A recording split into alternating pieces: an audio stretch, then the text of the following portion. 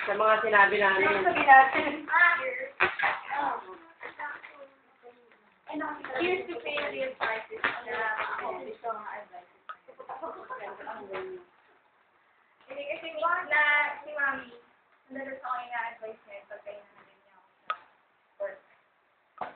Meron siyang sinabi niya na minsan, madalas kasi pag nakikita kami ni Mami, pagbaba ko na hagdan, numumunto mata ko.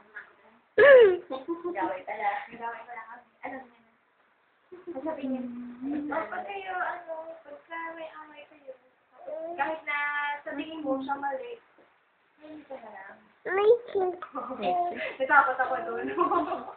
Di rin? Natakot ako doon. Kasi hindi ako ganun eh. Masagot ka.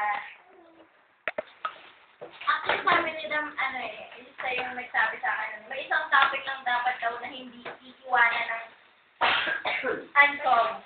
Pagdating sa spiritual na bagay. Pag pinag-usapan kayo spiritual na bagay, huwag niyo tatapusin ng unsolved. Wala, advice na kayo, bakit hindi ka na lumalabas? O bakit ganito ka? Yung gano'n, hindi ka na nag-personal living. So, hindi nyo i-close yung sabi na, yun eh. So, yun lang yung parang topic na kung kailangan i-discuss ng buong araw, i-discuss natin yung buong araw. Ganon. Pero sa mga ibang bagay, pwede na rin ang bagay, hindi kayo mag-usap eh. Nung magagalit kayo, may tatanungin ka lang niya, ano ulan natin? Iba na kayo na kayo. Gano'n ba? Hindi na kayo mahalaga, Kakain na sa sumbatan. ikaw naman kasi. At saka yung magsisisihan, kung halimbawa meron nagawang mali yung isa, wala namang may gusto magkamali eh.